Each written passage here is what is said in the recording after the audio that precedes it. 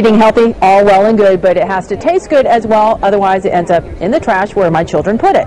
So that's where the Harris County Department of Education's Food Co-op Expo comes in. Take a look at this. Last week, vendors all across the country bringing their best meals to the table for hundreds of kids to sample. Their thumbs up or down could help determine what food will be served in cafeterias across the area. This morning we are joined by two of the vendors, Bob Landis from McLean Marketing, Donna Davis from ISA. Also here, Deborah Dickerson, who's the nutrition director. Tough job for Cleveland ISD. Also Joe Robertson, one of the students who sampled really just about everything. So we're going to start out with Bob and Donna to kind of talk about what these vendors are bringing to the table and what you're trying to do to really sell your product. And Bob, you brought one of the kids' favorites, pizza. And Tom's favorite. So what's different with this?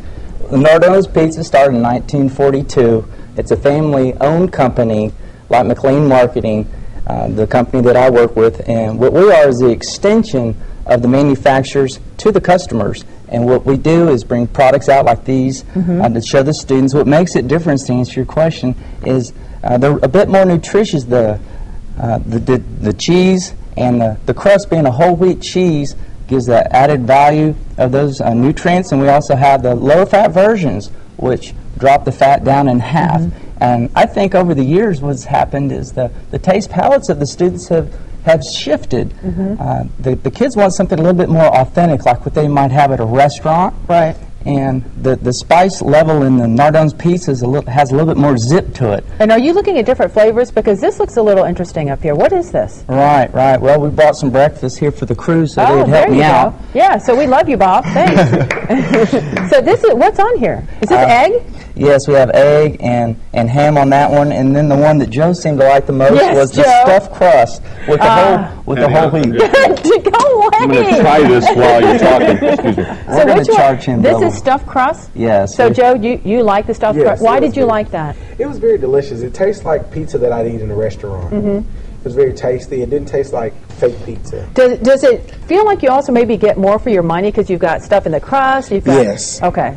So you're looking for a good deal as well. Yes, and to get full. All right, Donna, tell us about what you brought, which are fish sticks, which are pretty interesting. I was very excited to get the phone call that fish sticks was one of the favorites because fish historically has not been a high participation day. This is a new offering from the USDA. It is from Highliner Foods, and what makes it different is it's actually caught, processed, and frozen on the boat. So it doesn't have the additives or the preservatives. So it's as fresh as it can be. It's as fresh as you can possibly get it. It has a fast food style breading, but it is lower in sodium.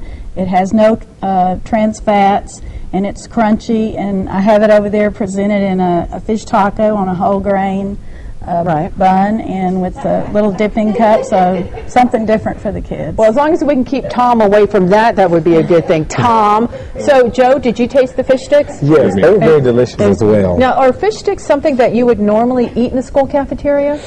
If they're there, yes. But most of the times, I'd probably go for pizza. So you tasted these, and do they taste kind of like regular fish sticks, or do they taste a little bit better? They taste better. How? I mean, like the breading in it is even better. Most times, schools, like at our school, things are baked. So this tastes more like what I'd eat at home. If I was at home, I'd eat fish sticks like this. All right, Ms. Deborah, let's talk about this. From the school district standpoint, got to be tough. You want to give the kids some kind of nutritional options. Sometimes that's more expensive. It is, but by processing, we're able to bring the cost down and give the kids what they want. I process virtually every one of my center of the plate entrees. This is a new item. That's the only thing I haven't been able to process, that and corn dogs. So when you talk about process, what do you mean? I buy meat from the government or whatever product it is from the government, and then I send it's sent to the vendors, and they take that and they process it into the products that we want. Okay. So you which have is more the products that we had at the food shop. So you have more control over it. I have more control over it. So when you're at the expo, are you trying to find healthier options, maybe different kinds of food? What are you bringing into the table? That's the reason I take the kids, because I teach them before we go, usually. This year I didn't get to. And I tell them what to watch for. And we have very strict guidelines under TDA and USDA that we have to follow. The vendors get in line with that. But I tell them, you have to watch for how many meat alternates, they ask the questions, they really do. I think they scare some of the vendors They take their food seriously, sure. But we look at that, and if I need to change something that I'm already serving, then I do. If they come in, they get me, and they say, oh, we really like this, I'll look at it, even if it's a higher-priced item. Because if they want it and they're going to eat it, I'm going to give it to them. So, Joe, there were probably over 200 items. What were your maybe top 2 or 3 favorites? My top 3 favorites was, of course, Nordone's Pizza. It was very delicious. And then I ate the fish sticks. They were very tasty. And I ate one more thing. It was